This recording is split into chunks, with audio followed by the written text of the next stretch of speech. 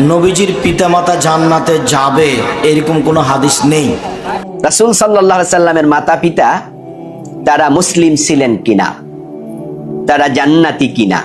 আমার পিতাও জাহান্নামী, তোমার পিতাও জাহান্নামী। মুহাম্মদ সাল্লাল্লাহু আলাইহি ওয়াসাল্লামের পিতা মাতা জান্নাতে যাবে না জাহান্নামে যাবে? জাহান্নামে যাবে। এতক্ষণ পর্যন্ত আপনারা যে সমস্ত ব্যক্তিদের কথাগুলো শুনলেন, যাদেরকে দেখলেন, তারা সকলে দাবি করলো যে আমাদের নবীর পিতা এবং মাতা ওনারা মুমিন ছিলেন না, নাউযুবিল্লাহি মিন যালিক। এবং তাদের আরেকটা দাবি হলো যে ওনারা জান্নাতি নন, নাউযুবিল্লাহি মিন যালিক।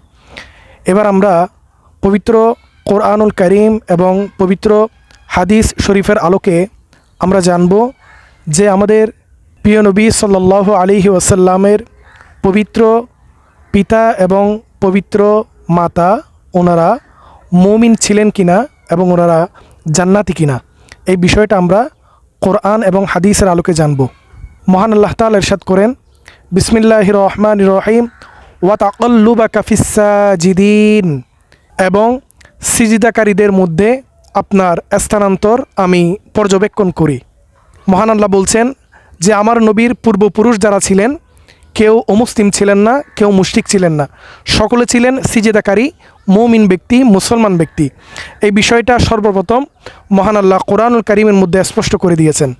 এই আয়াতের ব্যাখ্যায় আল্লামা জালালউদ্দিন সুয়ুতি রহমতুল্লাহ আলাইহি বলেন, আই তাকাল্লুবাকা ফি আসলাবিস সাজিদিনা আইয়িল মুমিনিন, ইয়া রাসূলুল্লাহ, আপনার স্থানান্তর ঘটেছে মুমিন বা সিজদাকারীদের পৃষ্ঠদেশসমূহ থেকে। অর্থাৎ এই আয়াতের ব্যাখ্যায় আল্লামা জালালউদ্দিন সুয়ুতি রহমতুল্লাহ আলাইহি স্বীকার করেছেন যে আমার নবীর যতজন পূর্বপুরুষ ছিলেন, যাদের ধারাবাহিকতায় আমার নবী দুনিয়ার জমিন তশরিফ এনেছেন, আমার নবীর পূর্বপুরুষ যারা ছিলেন সবাই সিজদাকারী ছিলেন, মুমিন মুসলমান ব্যক্তি ছিলেন। পবিত্র কোরআনুল কারীমের মধ্যে আমার আল্লাহ আমার নবীর পিতামাতাকে মুমিন বলেছেন, আমার নবীর পূর্বপুরুষদেরকে মুমিন বলেছেন। যেখানে মহান আল্লাহ আমার নবীর পূর্বপুরুষদেরকে মুমিন বলে ফেলেছেন, সেখানে কারো কোনো প্রশ্ন থাকার কথা না। আমার নবী নিজেই বলেছেন, লাম ইয়াজাল ইয়াকুলুনিল্লাহা মিন আসলাবিত তাহিরিনা ইলা আরহামিত তাহিরাত। নবীজি বলেন, আল্লাহ তাআলা সর্বদা আমাকে পবিত্র পিতৃপুরুষদের পৃষ্ঠদেশ থেকে পবিত্র মাতৃগর্ভসমূহে স্থানান্তরিত করেছেন। ইমাম ফখরুদ্দিন রাজি রহমতুল্লাহ আলাইহি এই হাদিসের ব্যাখ্যায় বলেন, ওয়াল মুশরিকুনা নাজাসুন ফাওয়াজাবা আল্লাহ ইয়াকুনা আহাদুম মিন আজদাদিহি মুশরিকান। যেহেতু মুশরিকরা অপবিত্র কোরআনের মধ্যে প্রমাণ আছে, তাই এটি আবশ্যক যে নবীজি সাল্লাল্লাহু আলাইহি ওয়াসাল্লামের পূর্বপুরুষগণ কেউ মুশরিক ছিলেন না। অর্থাৎ ইমাম ফখরুদ্দিন রাজি রহমতুল্লাহ আলাইহি কোরআনুল কারীমের আরেকটি আয়াত সামনে রেখে প্রমাণ করেছেন যে কোরআনের মধ্যে আছে আল্লাহ তাআলা মুশরিকদেরকে অপবিত্র বলেছেন। আল্লাহ বলেছেন, ইন্নামাল মুশরিকুনা নাজাসুন। তো ইমাম ফখরুদ্দিন রাজি রহমতুল্লাহ আলাইহি তিনি বলছেন যে যেহেতু মুশরিকরা অপবিত্র, সেজন্য আমার নবীর পিতৃপুরুষ যারা, আমার নবীর পূর্বপুরুষ যারা, ওনারা কেউ মুশরিক হতে পারেন না। কারণ কোরআনে আছে মুশরিকরা নাপাক, সেজন্য নাপাক কোনো ব্যক্তির মাধ্যমে আমার নবীর আগমন ঘটতে পারে না। এটা হচ্ছে ইমাম ফখরুদ্দিন রাজি রহমতুল্লাহ আলাইহি এই হাদিসের ব্যাখ্যায় বলেছেন। সেজন্য আমরা কোরআন এবং হাদিসের দ্বারা এটা প্রমাণ পাই যে আমার নবীর পূর্বপুরুষদের মধ্যে কোনো একজন ব্যক্তি মুশরিক ছিলেন না। এবার আমরা দেখব যে নবীজির বংশধারার পবিত্রতা সম্পর্কে নবীজি আর কি বলেছেন। পবিত্র বুখারী শরীফ এবং তিরমিজি শরীফে আরও একটি হাদিস আছে, যে হাদিসের মধ্যে আল্লাহর প্রিয় হাবিব সাল্লাল্লাহু আলাইহি ওয়াসাল্লাম ওনার বংশধারার পবিত্রতা বর্ণনা করেছেন। যে হাদিসখানার মধ্যে আল্লাহর প্রিয় হাবিব সাল্লাল্লাহু আলাইহি ওয়াসাল্লাম ইরশাদ করেন, বিসমিল্লাহির রহমানির রহিম, বুইসতু মিন খায়রিন কুরুনি বানি আদামা করনান ফাকরনা হাত্তা কুতু মিনাল করনিল্লাযী কুতু ফিহি। নবীজি বলেন, আমি বনি আদমের প্রতিটি যুগের সর্বোত্তম বংশধারা থেকে প্রেরিত হয়েছি, এমনকি আমি যে যুগে জন্মেছি সে যুগটা সর্বোত্তম।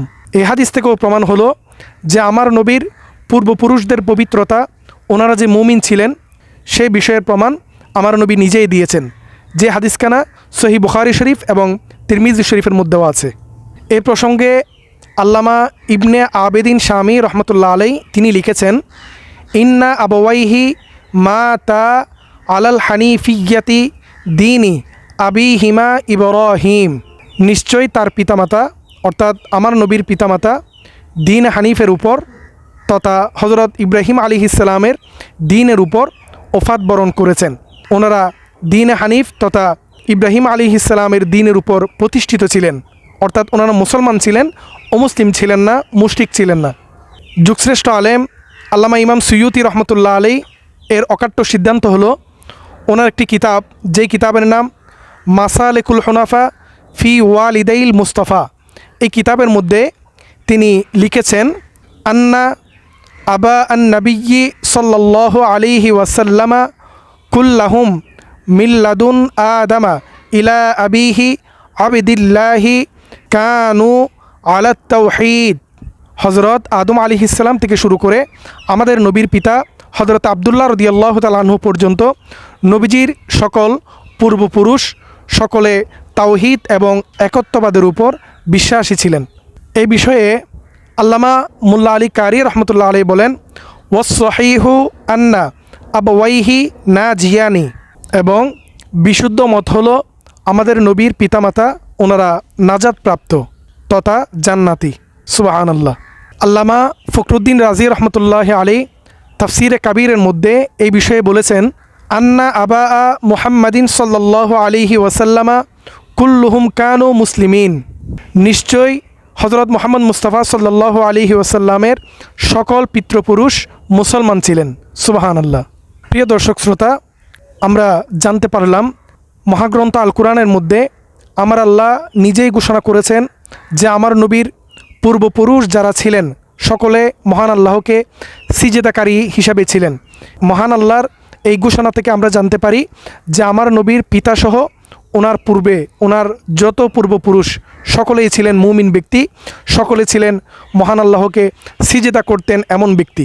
মহান আল্লাহর এই ঘোষণার পরে আমাদের আর কারো এই বিষয়ে সন্দেহ থাকার কোনো প্রশ্নই আসে না, কারণ আল্লাহ নিজেই বলেছেন আমার নবীর সকল পূর্বপুরুষগণ সকলে মুমিন ছিলেন, এবং আমার নবী পবিত্র হাদিস শরীফের মধ্যেও নিজেও সেই দাবি করেছেন।